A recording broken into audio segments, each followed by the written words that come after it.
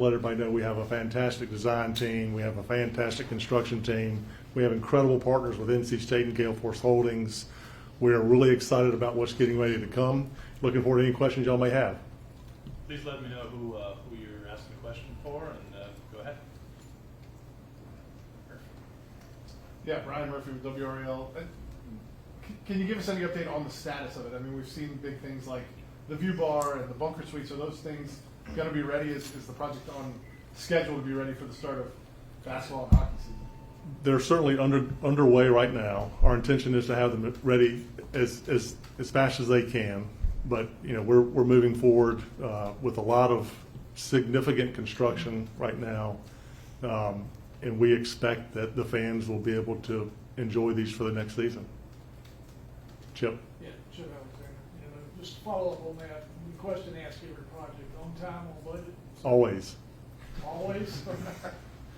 Look, we're doing a lot of work right now to make sure that we use all of the public financing that we're getting to get this done. The expectation of the community is we're going to have this renovation be first class. We're all moving toward that right now. We fully expect, with the professionals that we have on hand, in addition to the partnership that we have with NC State, Gale Force, the Centennial Authority, that we're going to have the best product we can possibly have for the money that we've been allocated. I would just add to that, there's a lot of time spent making sure about the timing, making sure about the budget, and it's repetitive in nature, right? A lot of times it's, all right, where are we? What are we doing? And that type of thing, but it is constantly on top of our mind.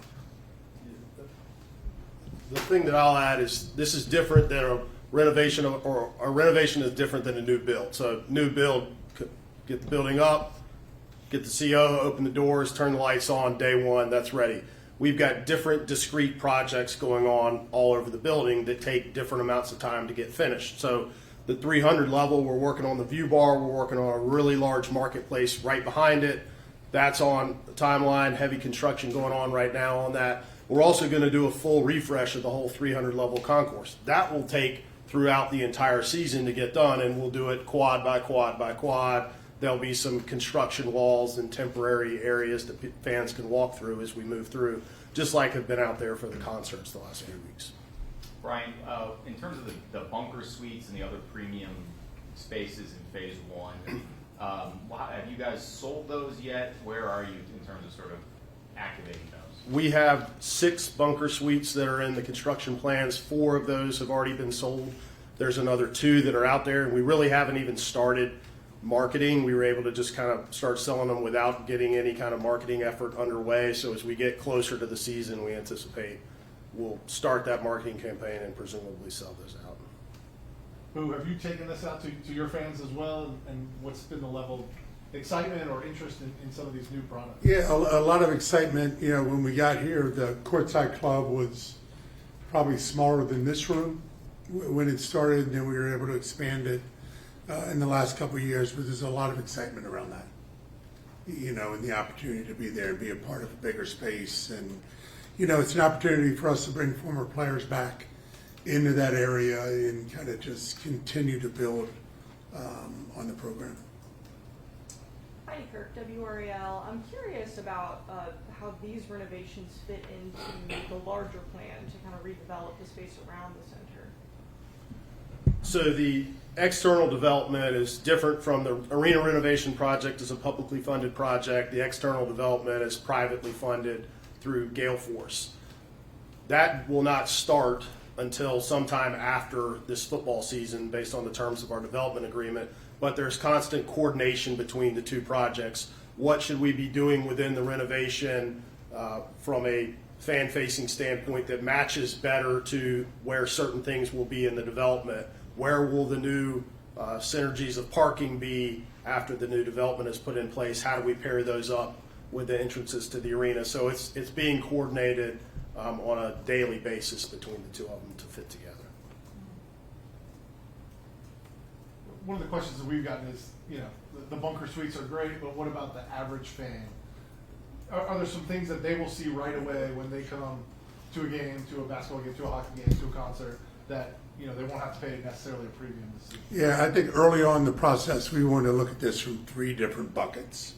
right? First is operational. What do we need to do to make this building as efficient as we can, whether it's hockey games or concerts or basketball games? So there's an operational bucket. The second bucket is a general fan to make sure that we're doing enough to enhance it, whether it's the concourses, concession stands, entry, parking, everything around that. And then the third bucket's a premium. So there's no discussions really that we have that don't include all three of those buckets, as opposed to we're gonna do 70% of this is gonna be around premium. That's not really what we're looking to do. We wanna make sure that anyone that comes to this building, whether it's a concert and how they move in, or the general fan, or those people that are part of the premium, are having an enhanced experience. I think the view bar is a part of that 300 level. That's going to be an immediate amenity that anyone that comes up on the 300 level is going to see and go, wow, this is great. They didn't forget about me, I think is what we're really looking for. Can you go a little bit more in depth on the view bar? There'll be a lot of open space and see into the bowl. If you travel around the nation now and you look at the new fancy arenas that are getting built, there's a lot more focus on the networking aspect. A lot of people your age like to mingle, maybe not necessarily be in a seat. You know, you see a lot of this with like beer hall type experiences, but there's a much more open space where you can go to the rail and watch. You can still continue to see and talk to your friends. There'll be monitors around, so you can still maintain whatever game or concert you're watching. But that seems to be the new general trend with respect to these new builds that we see all over the nation. So we think this is actually getting us up to a place. It's certainly going to be unique in North Carolina, but it's also very, very tried and true new amenity that these arenas are making right now. Have you guys decided how you'll ticket that? Will you need a seat, obviously, to get in the arena? Will you need a ticket to get in the view bar, or will that be separate? Can you just buy a view bar seat? It could be programmed for hockey games. I'll speak for hockey games. It could be programmed a little bit differently as we move through the year, but the intent is that is really any fan in the entire building that has a ticket to get in currently can go to the 300 level, could walk the concourse at the 300 level, walk up to that bar, get something to eat, get a drink, go stand at the rail and look into it and look at the ice. So the idea is that is a premium amenity that is for any fan that can get into the building. Hey, Boo, what kind of feedback have you been getting from your fans about the external plans? Any concerns there, or just these last few months? Yeah, I mean, Chip, to be, we have the best and worst problem in college sports. We have unbelievable parking, and anything that changes is going to change that. Right. I think that's the single biggest issue, is people are worried about the parking and where they are and where they've been. You know, we went through the same thing when IPF was built, right? You know, it changed, right? So the one constant is change in what it is. But I think they're excited about the opportunities to come out early, to be a part of something, to stay after a game and, again, be part of that. But until we actually see what it is and how that does change, you know, I think that's the biggest fear, is change. Corey Lavalette, North State Journal. I'm just wondering, I know there was a lot of encouragement about how well the building has held up over the years. Now that you're actually ripping things out, have you still been happy with how things have held up? Yes, I mean, it's bomb-proof, truly. I mean, we've been doing a lot of work in what they call the rat slab, which is pretty technical. I didn't know what it meant myself, but it's been built very substantially.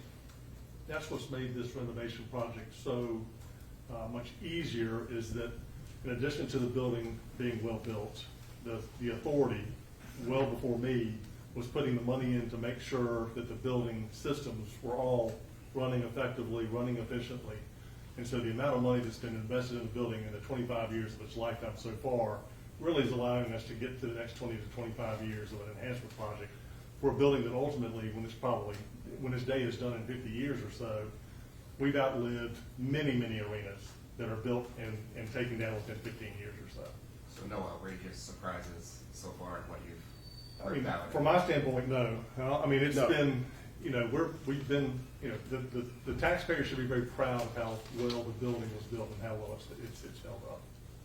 Some of us have followed this really closely, but many people are just kind of learning about this. Can you explain what might happen in the second phase and the third phase I know you haven't decided on projects for that, but this is gonna be a multi-year process, to renovate this building.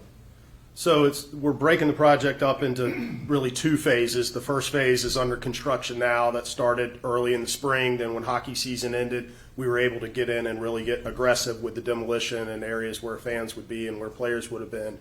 The second, and that first phase is really the 300 level and the event level or the ice level. So you kind of start at the top of the bottom and work your way to the middle in a renovation. So we're currently in the design phase, working together with our architects and construction team to piece together what phase 2 will look like, which would be built largely in the next 2 summers. But that's going to include added seating and reconfigured seating in the lower bowl, refreshes to our suites, changes to the 100 level concourse and the suite level concourse, the club concourse, to add new food and beverage amenities, new entrances, adding elevator or escalators in new areas to move people around the building more efficiently, and then a fair number of back of house operational changes that will really help us bring more concerts and other events like the NCAA tournament more often to the arena, that these groups that look and evaluate arenas and where to place sites can see how efficiently that the building can work. Brian or Philip, at one point in the plans, the 3-phase plans, there was talk of an exterior reskin. Is that still part of the plan, or is that been put aside at this point? It's still TBD. I mean, we would like to have the reskinning process that we all would envision to be in a brand new building, but we're still we're trying to figure out what that looks like architecturally, how much that's going to cost. But our hope is that we're going to get something that will actually look very different than what is currently existing today. Most pressing question for us, where does the media work? There will be some temporary spaces for the next couple of years as we get to the end, but new media rooms is part of that long game plan. Where's the temporary? It's not here. Off-site. Local. It'll be zoomed. It'll zoom you in and it'll be Right right. past parking lot. Right.